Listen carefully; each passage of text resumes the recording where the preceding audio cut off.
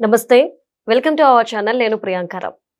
నరేంద్ర మోడీ గారు ప్రధానమంత్రి అయ్యి 12 ఏళ్లు కంప్లీట్ చేసుకున్న సందర్భంగా ఎన్డీఏ భాగస్వాములందరికీ కూడా ఒక చిన్నపాటి విందుని ఏర్పాటు చేశారు.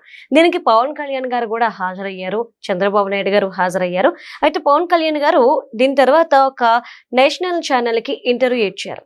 ఈ ఇంటర్వ్యూలో అనేక అంశాలు ప్రస్తావించారు. తెలంగాణ, ఆంధ్ర రాజకీయాల మీద, తర్వాత ఏదైతే రాహుల్ గాంధీ గారి మీద, హైదరాబాద్ పాలిటిక్స్ మీద, ఇక దేశ సమగ్రత, ఐక్యత గురించి, విభజన రాజకీయాల గురించి, వీటన్నిటి గురించి కూడా ఆయన ప్రస్తావించారు.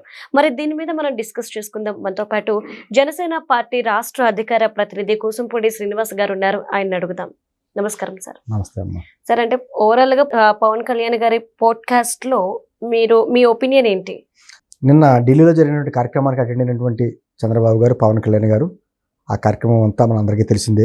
తర్వాత ఒక నేషనల్ మీడియాకి ఇచ్చినటువంటి ఇంటర్వ్యూలో పవన్ కళ్యాణ్ గారు అనేక విషయాలు మాట్లాడారు.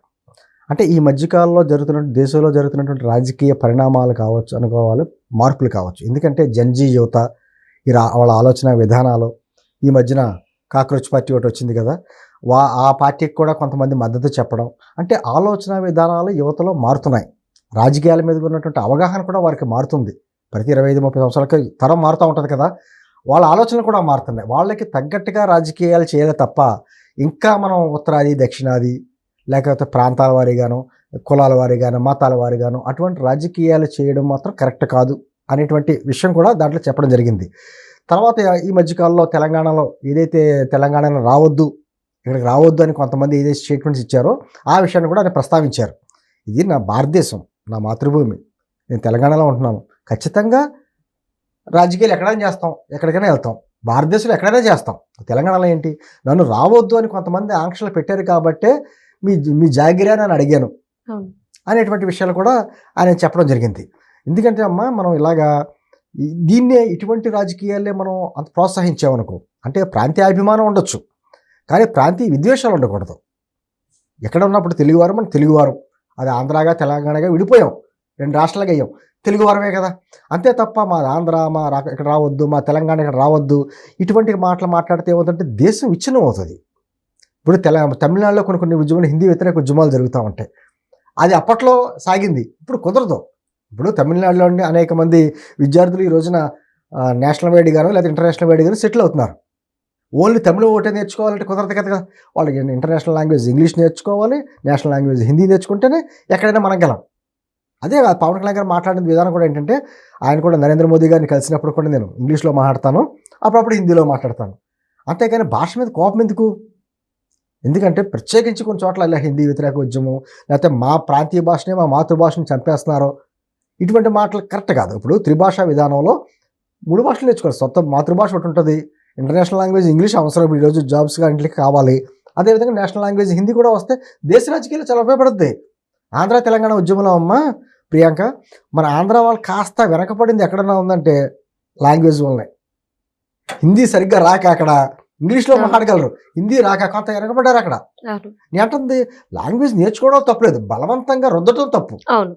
అదే పవన్ కళ్యాణ్ గారు చెప్పింది ఏంటి, ఎందుకంటే దాంతో పాటు నేను చెప్పినట్టుగా జన్జీ యువత ఆలోచన విధానాలు, వచ్చి ఎలక్షన్స్కి ఏంటి అని ఆలోచిస్తున్నారు రాజకీయ నాయకులు. వచ్చి ఎలక్షన్స్కి ఏంటని కాదు, నెక్స్ట్ తరానికి మనకేంటి, మనం ఏం చేయగలం, ఎప్పటి నుంచో పునాది. ఎందుకంటే మనం అన్నీ చూడలేం. ఇప్పుడు అమరావతి కడుతున్నారమ్మా, అమరావతి పూర్తి స్థాయిలో డెవలప్ అయిన తర్వాత, ఒక అద్భుతమైన నగరం అయిపోయిన తర్వాత మనం ఉండకపోవచ్చు, కానీ మన తర్వాత తరాలు చూస్తారు ఇంత అద్భుతమైన రాజధాని మనం పూర్వీకులు కట్టారు, మన ముందు తరవారు కట్టారనేటువంటి విధానం వస్తుంది. ఎందుకంటే గత తరం చూడలేని మనం చూస్తున్నాం, మనం చూడలేని మన తర్వాత తరాలు చూస్తారు.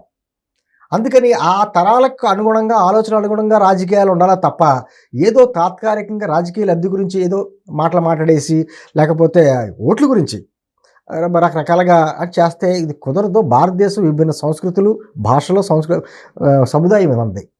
ఇన్ని రాష్ట్రాల్లో ఇన్ని సంస్కృతులు, ఇన్ని భాషలు, ఇన్ని రకాలుగా ఉన్నటువంటి దేశం ప్రపంచంలో మరో చోట లేదు.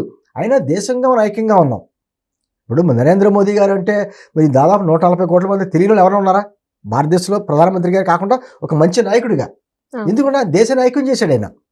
ఈ రోజున మనకి నరేంద్ర మోదీ గారి నాయకత్వం ఉంది, పర్వాలేదు. ఎటువంటి విషయాలు, కరోనా లాంటి సంక్షోభ విషయాలు కావచ్చు, లేకపోతే ప్రపంచంలో జరుగుతున్నటువంటి వివిధ మార్పులు, ఈ యుద్ధాలు కావచ్చు, ఏదైనా కావచ్చు, ఆర్థిక పరిస్థితులు కావచ్చు, ఎన్ని రకాలుగా ఉన్న భారతదేశాన్ని ఒక స్టాండర్డ్గా అలా నిలబడి విదేశాంగ విధానంలో కూడా అద్భుతంగా చేస్తున్నారు అంటే నరేంద్ర మోదీ గారి నాయకత్వం.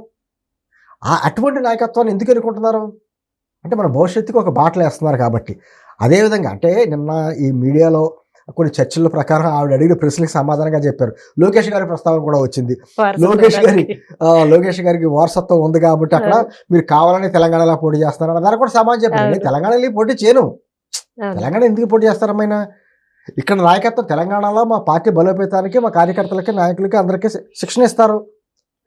వాళ్ళు ఈయన కావాల్సిన సందర్భాల్లో పవన్ కళ్యాణ్ గారు వచ్చి స్వయంగా కొన్ని చోట్ల సమస్యలకి ఈయన పోరాటం చేస్తారు. అయినంత మాత్రాన తెలంగాణలో పోటీ చేసి తెలంగాణ ముఖ్యమంత్రి ఎవరు కదా ఈయన, రేపు వద్దున కర్ణాటకలో వెళ్తారైనా. కర్ణాటకలో కూడా ఈ మధ్యకాలంలో మాకు కర్ణాటక, తమిళనాడు, కేరళలో కూడా సభ్యత్వాలు జరిగినాయి.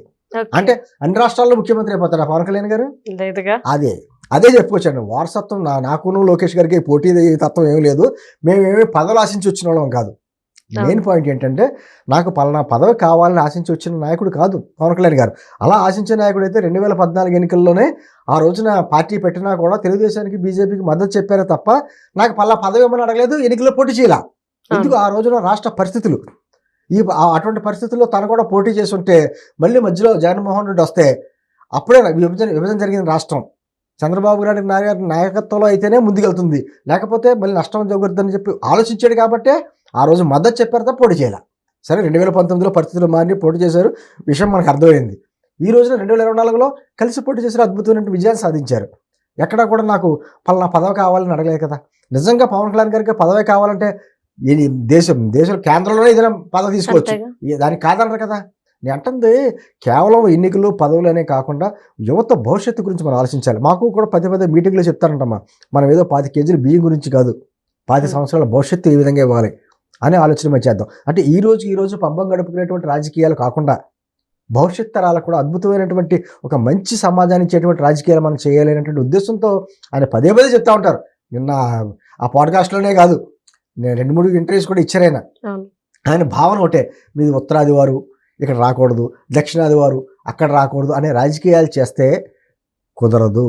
అలాగే చేస్తుంటే మరి రాహుల్ గాంధీ గారు ఉత్తరాది వారే కదా, మరి కన్యాకుమారి కాడి నుంచి అక్కడ వరకు మొత్తానికి ఆయన పాదయాత్ర ఉత్తర భారతదేశం మొత్తం తిరిగాడు కదా, పాదయాత్ర చేశాడు కదా ఆయన.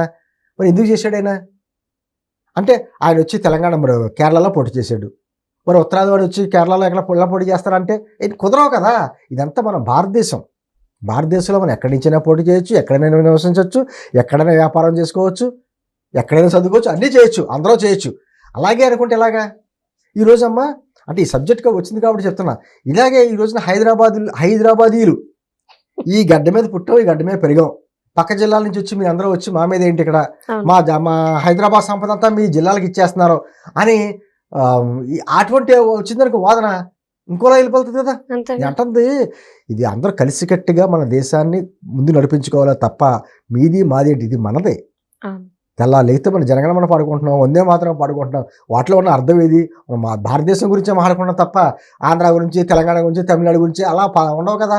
అంటే ఎప్పటికైనా పవన్ కళ్యాణ్ గారు చెప్పేది అంటే ఈ రోజు కాదు ఏ రోజైనా అని చెప్పేది ఏంటంటే జాతీయ సమగ్రత చాలా ఇంపార్టెంట్. దేశం ముఖ్యం ముందు, తర్వాత రాష్ట్రం ముఖ్యం, ఆ తర్వాతే రాజకీయాలు. దేశం బాగోకుండా, రాష్ట్రం బాగోకుండా, ప్రజలు బాగోకుండా మనం రాజకీయాలు చేస్తే ఎవరి మీద చేస్తాం రాజకీయాలు? ఇంక ఎన్నాళ్ళు సెంటిమెంట్ రాజకీయాలు, అది కూడా నా ప్రాంతం, నా ఊరు, నా దేవుడు, నా కులం, నా మతం, ఎన్నాళ్ళు చేస్తారు? ఇప్పుడు ఎందుకంటే యువత ఆలోచనలో మార్పు వస్తుంది కాబట్టి ఆలోచనలు తగ్గట్టుగా చేయకపోతే బొద్దుంకులు పుట్టుకొస్తాయి. అది కూడా ఒక హెచ్చరిక. ఎందుకంటే అలా ఆలోచనలు పంచుకోవడానికి ఒక వేదిక దొరికిందని ఆలోచించేటటువంటి యువత దేశ సమగ్రత దెబ్బతింటుంది ఖచ్చితంగా. అందుకని అటువంటి అవకాశాలు లేకుండా ఒక అద్భుతమైనటువంటి నరేంద్ర మోదీ గారి నాయకత్వంలో ఈ రోజున దేశం ముందంజగలుగుతుంది. డెవలప్మెంట్ అన్నీ జరుగుతున్నాయి, మౌలిక సదుపాయాలు పెరుగుతున్నాయి. ఈ సమయంలో మనం ఇటువంటి చిన్న ఇష్యూస్ తోటి మీది మాది అని గొడవలు పెట్టుకుంటే దేశానికి నష్టం. కాబట్టి అటువంటి రాజకీయాలు చేయకూడదు, నేను ఎప్పుడు అటువంటి రాజకీయాలు చేయను అని చెప్పాడు ఆయన. Right, thank you so much sir.